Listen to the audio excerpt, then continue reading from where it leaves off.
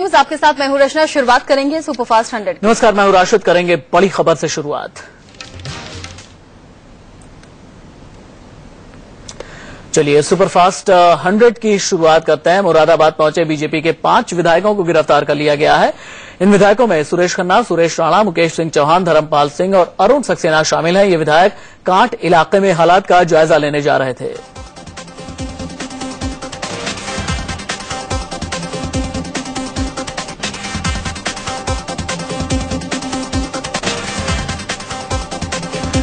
मुरादाबाद के कांट में हुए बवाल की जांच के लिए बीजेपी ने एक कमेटी बनाई है। 5 विधायकों की जांच कमेटी को रिपोर्ट बनाकर यूपी के बीजेपी अध्यक्ष लक्ष्मीकांत वाजपेयी को सौंपनी है।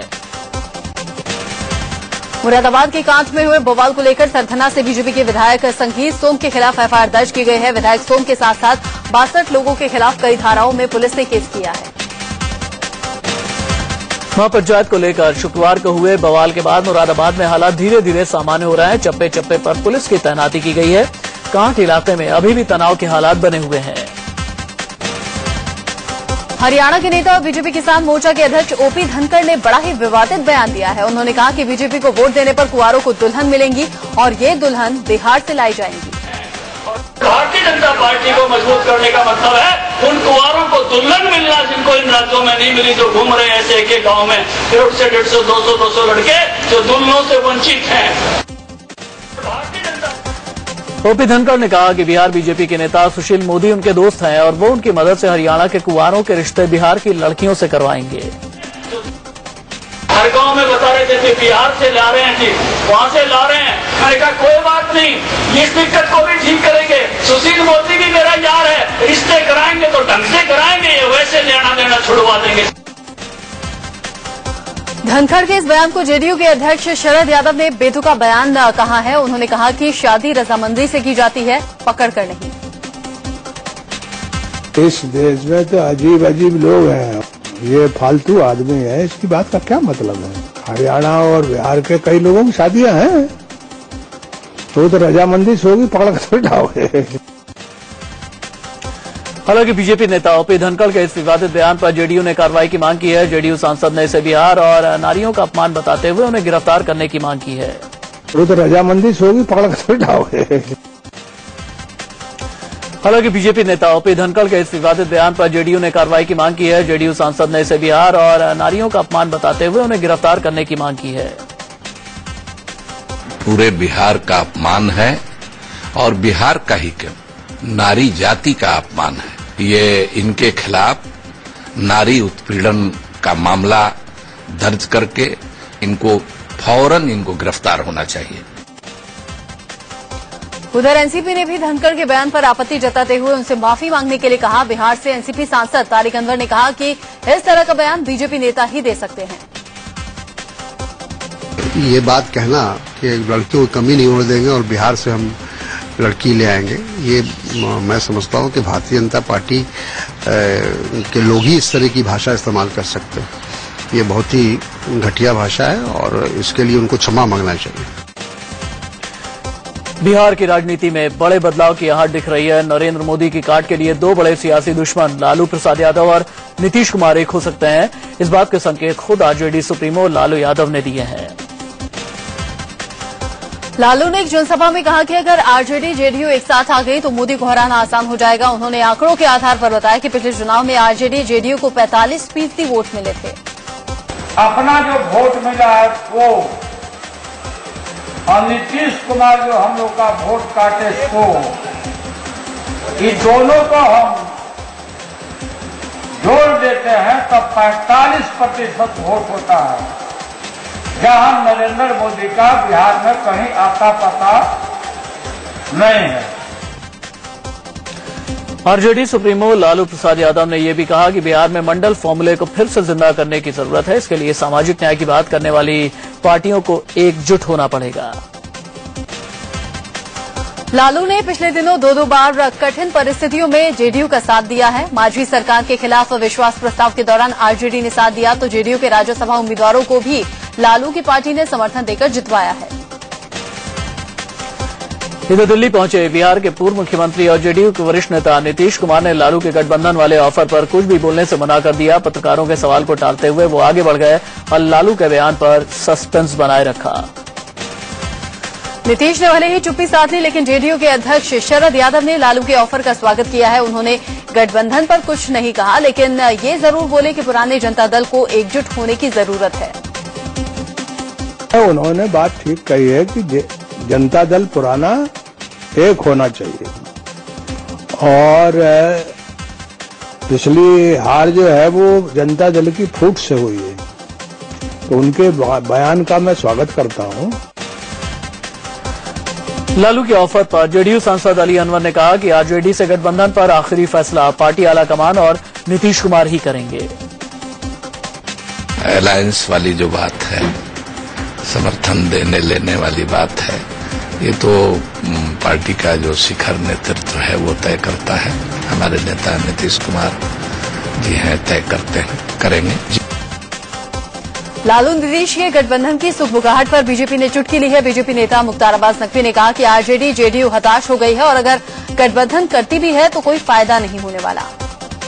देखिए, राजनीति में कोई भी किसी भी पार्टी के साथ गठबंधन कर सकता है, उसमें किसी को कोई आपत्ति हो नहीं सकती, लेकिन हताश और निराश लोग जब गठबंधन करते हैं तो उसके बाद भी खुदा पहाड़ निकली चुईया वही होता है। बिहार के पूर्व मुख्यमंत्री नीतीश कुमार ने दिल्ली में सीपीआई के वरिष्ठ नेताओं से मुलाकात की। खबर है कि बैठक में गठबंधन को लेकर बातचीत भी हुई। इस मौके पर सीपीआई नेता एबी बर्धन, डी राजा और जेडीयू महासचिव केसी त्यागी मौजूद थे। भारतीय जनसंघ के संस्थापक डॉक्टर श्यामा प्रसाद मुखर्जी की जयंती के मौके पर पीएम नरेंद्र मोदी ने संसद में श्रद्धांजलि दी। इस मौके पर स्पीकर सुमित्रा महाजन समेत कई मंत्रियों और सांसदों ने भी डॉक्टर मुखर्जी की तस्वीर पर फूल चढ़ाए। वहीं बीजेपी दफ्तर में भी डॉक्टर श्यामा प्रसाद मुखर्जी को श्रद्धांजलि दी गई। लाल कृष्ण आडवाणी, पार्टी अध्यक्ष और गृहमंत्री राजनाथ सिंह समेत कई नेताओं ने डॉक्टर मुखर्जी की तस्वीर पर माल्यार्पण कर उन्हें याद किया। डॉक्टर श्यामा प्रसाद मुखर्जी की जयंती के मौके पर बीजेपी ने ऑनलाइन सदस्यता अभियान की शुरुआत की। पार्टी के वरिष्ठ नेता लाल कृष्ण आडवाणी ने इस अभियान का उद्घाटन किया। इस मौके पर पार्टी अध्यक्ष राजनाथ सिंह भी मौजूद थे। बीजेपी के ऑनलाइन सदस्यता अभियान के पहले दिन सिंगर शिबानी कश्यप भी सदस्य बनी। इस दौरान वो बीजेपी दफ्तर में मौजूद भी थी। इस मौके पर शिबानी को लाल कृष्ण आडवाणी ने आशीर्वाद भी दिया। कल से संसद का बजट सत्र शुरू हो रहा है। मोदी सरकार का यह पहला बजट सत्र है। 8 जुलाई को रेल मंत्री सदानंद गौड़ा रेल बजट पेश करेंगे। वहीं 10 जुलाई को आम बजट वित्त मंत्री अरुण जेटली पेश करेंगे। उधर संसद सत्र को बेहतर तरीके से चलाने के लिए कल लोकसभा अध्यक्ष सुमित्रा महाजन ने सर्वदलीय बैठक भी बुलाई थी। विपक्ष महंगाई, रेल किराए में बढ़ोतरी के मुद्दों को उठाना चाह रहा है, जिस पर चर्चा कराने के लिए सरकार तैयार भी हो गई है। विपक्ष के नेता पद की मांग कर रही कांग्रेस पर बीजेपी ने चुटकी ली है। बीजेपी नेता मुख्तार अब्बास नकवी ने कहा कि कांग्रेस को तो लोगों ने विपक्षी पार्टी के लायक भी नहीं समझा और कांग्रेसी नेता विपक्ष पद के लिए हाय हाय कर रहे हैं। पहले जो काफी वर्षों से देख रहे थे हम कि सरकारें गठबंधन से बन रही थी, अब विपक्ष गठबंधन से बनाने की तैयारी चल रही है। कांग्रेस पार्टी जो कर रही है उसे ये समझ में नहीं आ रहा है कि जनादेश उसको न सरकार बनाने के लिए है न एलओपी बनने के लिए है। वहीं कांग्रेस का दावा है कि विपक्ष के नेता पद के लिए लोकसभा का 10% हिस्सा होने का कानून नहीं है। लोकसभा में कांग्रेस के नेता मल्लिकार्जुन खड़गे ने कहा कि यूपीए के पास तो 10% से ज्यादा सदस्य हैं। एक्ट में तो प्रोविजन है जो पार्टी सबसे ज्यादा संख्या में है उसको मान्यता देना चाहिए। प्रीपोल अलायंस का भी अगर आप ध्यान में रखेंगे तो वहां पर भी हम 10% से ज्यादा है। दरअसल लोकसभा में विपक्ष के नेता का पद नहीं दिए जाने पर कांग्रेस ने तेवर कड़े कर लिए हैं। खबर यह भी है कि अगर स्पीकर ने कांग्रेस को नेता विपक्ष का पद नहीं दिया तो कांग्रेस कोर्ट का दरवाजा भी खटखटा सकती है। इराक में मौत बांटने वाले आईएसआईएस सरगना बगदादी का पहला वीडियो सामने आया है। मस्जिद के अंदर बनाए गए इस वीडियो में बगदादी अपने समर्थकों को आदेश मानने का हुक्म देता हुआ दिख रहा है। इराक के मोसुल शहर की एक मस्जिद में नमाज पढ़ने के बाद बगदादी अपने समर्थकों से मुखातिब हुआ। बगदादी ने कहा, मैं तुम्हारा नेता हूं, मुसलमानों को मेरा आदेश मानना होगा। अगर आपको लगता है कि मैं सही हूं तो मेरा साथ दें। ऐसा दावा किया जा रहा है कि यह वीडियो 4 जुलाई की दोपहर शुक्रवार की जुमे की नमाज के वक्त का है। इस वीडियो में बगदादी को संगमरमर के बने करीब 10 फीट ऊंचे मंच से बोलते हुए दिखाया गया है।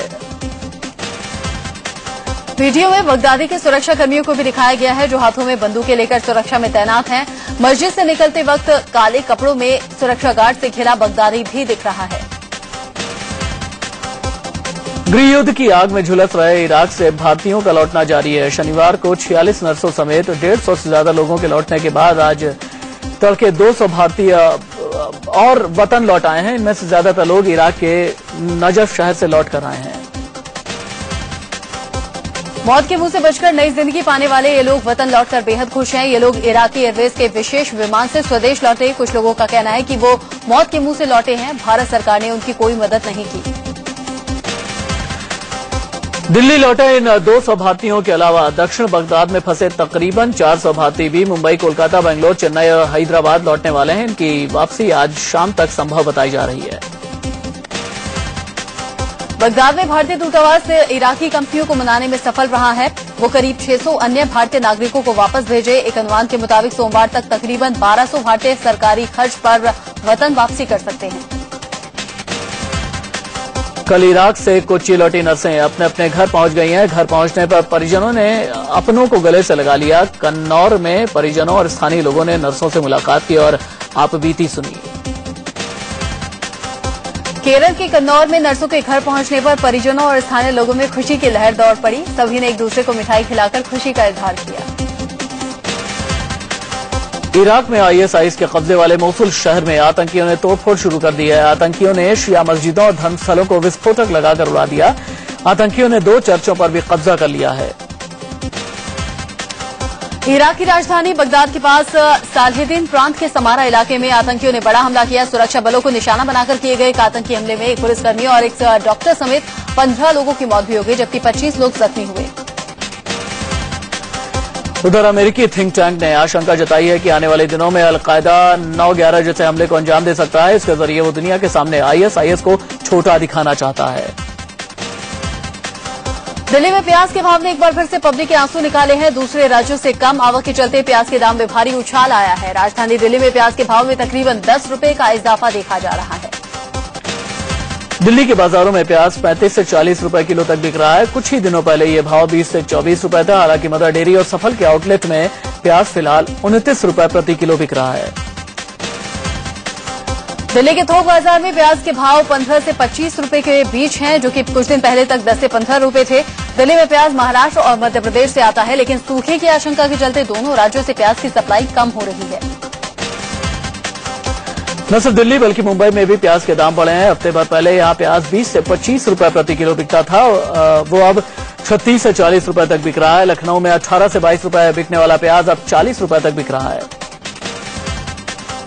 चंडीगढ़ की बात करें तो 30 जून को जो प्याज 20 से 24 रुपए में मिलता था, वो अब 35 से 40 के भाव बिक रहा है। भोपाल में प्याज का भाव 35 से 40 रुपए और पटना में 32 से 36 रुपए है।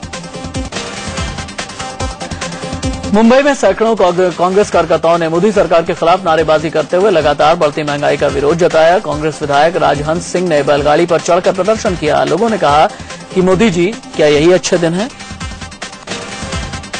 शिवसेना नेता संजय राउत ने पीएम नरेंद्र मोदी और बीजेपी पर निशाना साधा है। उन्होंने कहा कि महाराष्ट्र चुनाव में भी मोदी की लहर होगी। ऐसा जिन्हें लगता है वो सही नहीं है। दिल्ली और महाराष्ट्र की राजनीति का गणित अलग अलग है। संजय राउत का कहना है कि दिल्ली की राजनीति अब स्थिर अवस्था में पहुंच गई है। सभी का लक्ष्य अब महाराष्ट्र विधानसभा की ओर है, लेकिन महाराष्ट्र में सीएम शिवसेना का बनना तय है। एमपी के धार में चल रहे आरएसएस के शिविर में सीएम शिवराज सिंह चौहान पहुंचे। उन्होंने वहां मौजूद संघ प्रमुख मोहन भागवत से मुलाकात की। मोदी सरकार ने देश के 7 बड़े हाईवे प्रोजेक्ट्स के लिए 16,000 करोड़ की योजना को हरी झंडी दे सकती है। इस योजना के तहत देशभर में 852 किलोमीटर लंबी नेशनल हाईवे का निर्माण होना है। जिन 7 बड़े हाईवे प्रोजेक्ट्स को हरी झंडी मिलने वाली है, उनमें 8,25,000 करोड़ लागत की दिल्ली मेरठ हाईवे भी है। साथ ही वाराणसी में 2300 करोड़ की लागत से 4 लेन ब्रिज बनाने की भी योजना है। छत्तीसगढ़ के विधानसभा अध्यक्ष गौरी शंकर अग्रवाल के बंगले में 48 एसी लगाए गए हैं। साथ ही उनके बंगले की साज सज्जा पर 1 करोड़ 20 लाख रुपए खर्च किए गए हैं। इससे पहले शीला दीक्षित के बंगले में 31 एसी लगे होने पर बीजेपी ने कांग्रेस पर निशाना साधा था। केंद्रीय मंत्री उमा भारती वृंदावन पहुंची, जहां उनका जोरदार स्वागत हुआ। उमा भारती मंत्री बनने के बाद पहली बार वृंदावन पहुंची, यहां उन्होंने बांके बिहारी मंदिर में पूजा भी की। पंजाब के फिरोजपुर में मुख्यमंत्री प्रकाश सिंह बादल ने सिविल हॉस्पिटल में नशा छुड़ाओ केंद्र का दौरा किया। उन्होंने 2 सालों के अंदर पंजाब को नशा मुक्त कराने का दावा भी किया। तमिलनाडु के तिरुवल्लुर में बड़ा हादसा हुआ है, जहां एक कंपाउंड की दीवार गिरने से 11 लोगों की मौत हो गई, जबकि एक शख्स को मलबे से सुरक्षित निकाल लिया गया। हादसे में मारे गए सभी लोग कंपाउंड की एक दीवार का सहारा लेकर झोपड़ी बनाकर रहते थे। सभी मजदूर एक पास की कंस्ट्रक्शन का कंपनी में काम करते थे। दीवार गिरने की वजह साफ नहीं हो पाई। चेन्नई के पोरूर में हुए इमारत हादसे की जांच के लिए तमिलनाडु सरकार ने एसआईटी का गठन किया है। 30 जून को निर्माणाधीन इमारत गिर गई थी, जिसमें 61 लोगों की मौत हो गई थी। गीतकार जावेद अख्तर को फोन पर धमकी दिए जाने का मामला सामने आया है। इस बाबत उन्होंने मुंबई के जुहू थाने में शिकायत दर्ज कराई है। जावेद ने कहा कि पिछले 1 महीने से अलग अलग नंबरों से उन्हें धमकी दी जा रही है। इंडियन मुजाहिदीन के सरगना यासीन भटकल ने साल 2011 में हुए मुंबई ब्लास्ट पर गर्व जताया। मुंबई पुलिस को दिए बयान में उसने कहा कि मुंबई में कराए गए विस्फोट के लिए उसे कोई अफसोस नहीं है। 13 जुलाई 2011 को मुंबई के जवेरी बाजार, ओपेरा हाउस और कबूतर खाना में विस्फोट की साजिश यासीन भटकल ने रची थी। इन तीनों धमाकों में 21 लोग मारे गए थे। यूपी के मैनपुरी में भीषण सड़क हादसे में 4 लोगों की मौत हो गई, जबकि 6 लोग गंभीर रूप से जख्मी हुए। उत्तर प्रदेश के मिर्जापुर में करीब 400 फीट तक धरती अचानक फट गई। घटना के वक्त स्थानीय लोग गहरी नींद में थे। ये इलाका गंगा नदी के किनारे बसा है। हालांकि लोग इस बात से राहत महसूस कर रहे हैं कि जमीन में दरार पड़ने वाले हिस्से में कोई मकान नहीं था। हरियाणा के घरौंडा में एक दामाद के खूनी खेल से सनसनी फैल गई, जहां पारिवारिक रंजिश में एक दामाद ने अपने ससुराल के 3 लोगों को मौत के घाट उतार दिया। घरौंडा के कोहन गांव में नरेंद्र नाम के शख्स की अपने ससुराल वालों से फोन पर कहासुनी हुई थी, जिसके बाद गुस्साए दामाद ने ससुराल पहुंचकर ससुर, साले और एक नौकर को गोली मारकर मौत की नींद सुला दिया। दिल्ली के चिराग एनक्लेव इलाके में नॉर्थ ईस्ट के छात्र की मौत हो गई। चश्मदीद के मुताबिक वो एक गली में भागता हुआ आ रहा था और एक दीवार पार करते समय वो नाले में गिर गया। दिल्ली के ज्योतिनगर इलाके में एक नाबालिग लड़की से रेप का मामला सामने आया है। दिल्ली के जगतपुरी इलाके में इंडियन फिटनेस सेंटर में जिम इंस्ट्रक्टर पर एक लड़की ने रेप का आरोप लगाया है। पुलिस ने आरोपी को गिरफ्तार कर लिया है। दिल्ली के सागरपुर थाने के अंदर पुलिस के खिलाफ लोगों ने जमकर प्रदर्शन किया। पश्चिम बंगाल के 24 परगना में दबंगों ने एक छात्र की बेरहमी से हत्या कर कुल्हाड़ी से उसके टुकड़े कर रेलवे ट्रैक पर डाल दिया। झारखंड के पलामू में नक्सलियों ने जमकर तांडव मचाया। नक्सलियों ने वन विभाग के काम में लगी 3 जेसीबी मशीनों को आग के हवाले कर दिया। छत्तीसगढ़ के दंतेवाड़ा में नक्सली हमले में मारे गए कांग्रेस नेता महेंद्र कर्मा के बेटे दीपक कर्मा को सांप ने काट लिया। उन्हें घर में सोते समय सांप ने काटा। जिला अस्पताल में उनका इलाज चल रहा है। झारखंड के धनबाद में नक्सली हमले में शहीद हुए सीआरपीएफ के असिस्टेंट कमांडेंट हीरा झा को नम आंखों से अंतिम विदाई दी गई। दिल्ली में मौसम ने फिर मेहरबानी दिखाई। आज राजधानी के कई इलाकों में जमकर बारिश हुई।